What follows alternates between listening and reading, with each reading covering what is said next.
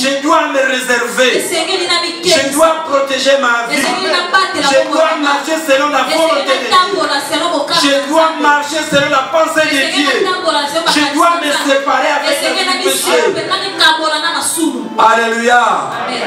Vous savez toutes les prophéties que les prophètes ont annoncées sont en train d'être accomplies. Ça nous montre que le monde est en train d'aller à la fin. Donc ces accomplissements attirent notre attention de garder notre foi, d'être persévérant dans la foi. Ne laisse pas que le diable vous emporte. Préserve ta foi. Garde les Écritures dans ton cœur et mets-les en pratique à tout moment. Ne te laisse pas te distraire par des choses du monde. Ne regarde pas que les choses du monde ont les gains dans ta foi, mais regarde-les que c'est une perte. Apôtre Paul dit, je les regarde comme une perte pour moi. Et même je regarde toutes les choses comme une perte à cause de l'excellence de la connaissance de Jésus-Christ, mon Seigneur, pour lesquels j'ai renoncé à tout. Et je le regarde comme de la boue, afin de gagner Christ dans ma vie. Alléluia. C'est pour nous dire que dans cette année 2020, si tu veux gagner ta vie, tu dois te renoncer à toutes les choses. Nous devons nous renoncer aux choses qui ne donnent pas la gloire à Jésus. Toutes les choses charnelles. Moi, José, je dois me renoncer. Je dois m'attacher à l'excellence de Jésus.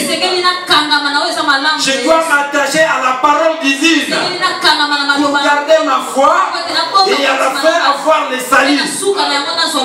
Alléluia. À quoi ça sert, moi, José, de m'attacher aux choses du monde, aux choses qui sont passagères, et demain que je puisse me retrouver à l'enfer, et demain que je puisse me retrouver à l'endroit où il n'y a pas la paix. C'est mieux que je me prive de tous ces sentiments et demain que je puisse avoir la vie heureuse. À quoi ça sert que je me réjouis aujourd'hui dans les choses qui sont passagères et demain que je passe toute la vie en pleurant? Alléluia. Vous savez, dans ce monde, tu peux être attrapé par la maladie.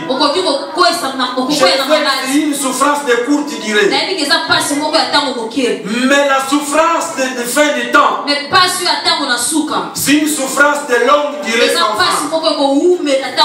Alléluia. Je préfère souffrir dans ce temps que nous sommes et que je sois un homme heureux dans le dernier temps.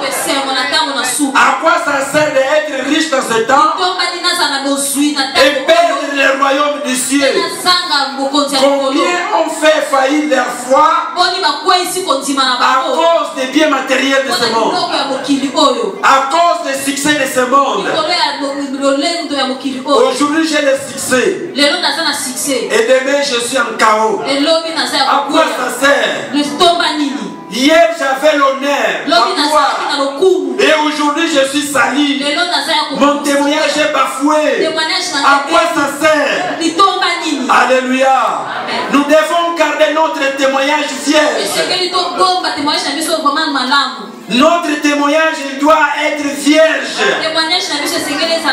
Quand ton témoignage commence à être salué, sache-le que tu auras pris l'honneur devant notre Seigneur Jésus, même devant du monde. Tu sais, Satan, il peut te lever dans un peu de temps, mais après quelques temps, il va te redresser. Alléluia. Parce que lui aussi, il cherche l'honneur, non? Quand il te lève, il veut que tu le chantes aussi, Guégué. Et dès que tu commences à chercher le nom de Guégué. Et c'est par là qu'il va chercher de te faire tomber. Alléluia.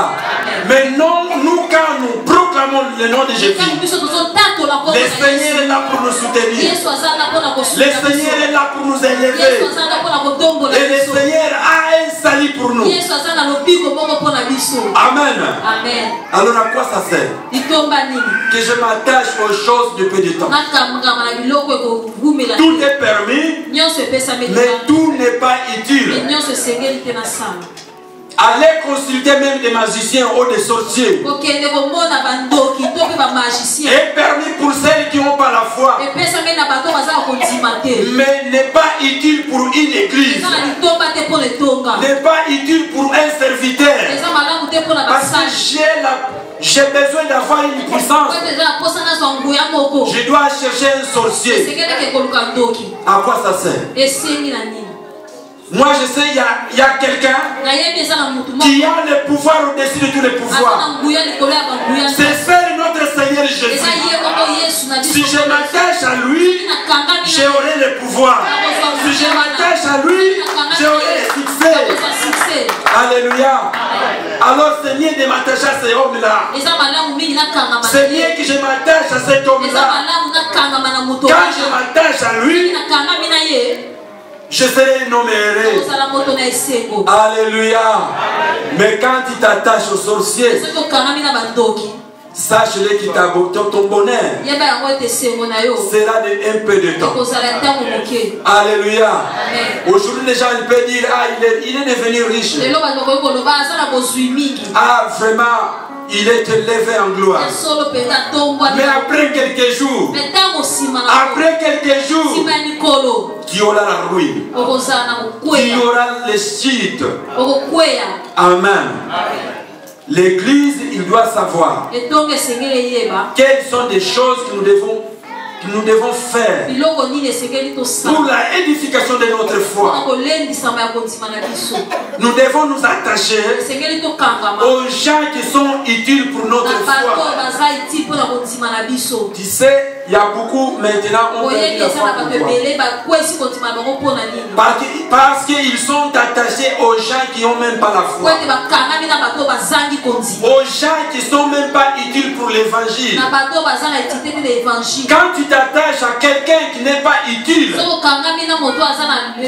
sache-le qu'il doit aussi, tu auras les chiffres. Amen. On a vu l'histoire de Démas ici. Comme il avait l'amour des choses du monde, il a abandonné même Paul. Il a abandonné les vrais chemins. Et c'est par là que Paul dit, Amen, parce que lui il est utile, mais utile dans mon ministère. Donc le Seigneur a besoin des gens qui sont utiles pour le ministère adorant l'Éternel. Amen. Vous savez, venir à l'église est béni pour tout le monde. Mais ce n'est pas tous qui vont être sauvés. Ce n'est pas tous qui vont être bénis. Celles qui viennent pour perturber le silence de l'église. Celles qui viennent pour semer les troubles à l'église. Ils viennent pour la mort. Ils viennent pour être maudits. Mais celles qui viennent pour chercher leur salut, c'est celles qui auront la paix. Amen. Pour avoir les salis, il faut venir avec l'intention de croire et de marcher selon les Écritures. D'accepter Jésus-Christ comme ton Seigneur. Amen. Venir à l'église est permis pour tout le monde. Mais ce n'est pas tous qui vont être sauvés. Est-ce que tu seras sauvé? Point d'interrogation. Ça, c'est une question qui doit te poser. Tous les dimanches, je suis à l'église. Mais est-ce que je serai sauvé? Au retour de Christ, est-ce que je serai enlevé? Que dois-je faire pour que je sois enlevé?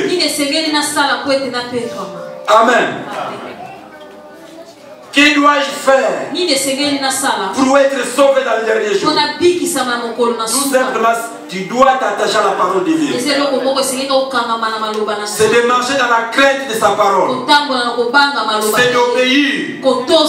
L'obéissance vaut mieux que les sacrifices. Tu te sacrifies tous les dimanches, vous êtes là. Est-ce que tu obéis les Écritures? Amen, amen. Le plus important, c'est l'obéissance.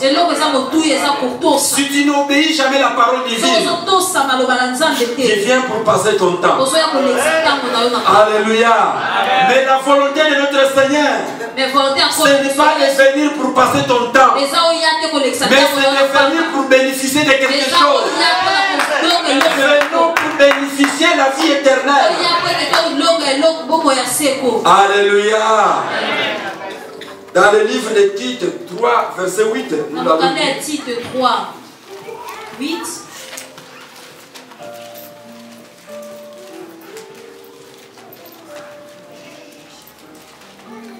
Je lis dans le livre de Tite, chapitre 3, verset 8, je lis au nom de Jésus.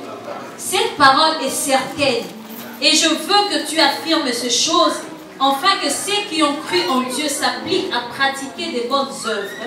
Voilà ce qui est bon et utile aux hommes, parole du Seigneur. Qu'est-ce qui est bon et utile aux hommes? Amen. Ici, c'est le Seigneur qui est en train de dire à l'Église que l'Église doit s'attacher à la parole de Dieu. Car c'est la parole de Dieu qui est utile. Et c'est la parole de Dieu qui édifie. Quand nous attachons à la parole de Dieu, c'est cela qui nous pousse au salut. Mais quand tu te détaches à cette parole, sache-le qu'il y aura une punition. Amen. Tout est permis, mais tout n'est pas utile. En tant que l'Église, tu dois savoir qu'est-ce qui est utile dans ma foi. Qu'est-ce qui édifie ma foi. Nous devons nous attacher aux choses qui édifient notre foi. Amen. C'était la parole de notre Seigneur. Lèvons-nous, nous allons prier.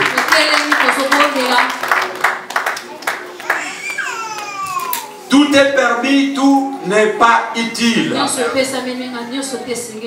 Tu te connais toi-même plus que moi. Et le Seigneur connaît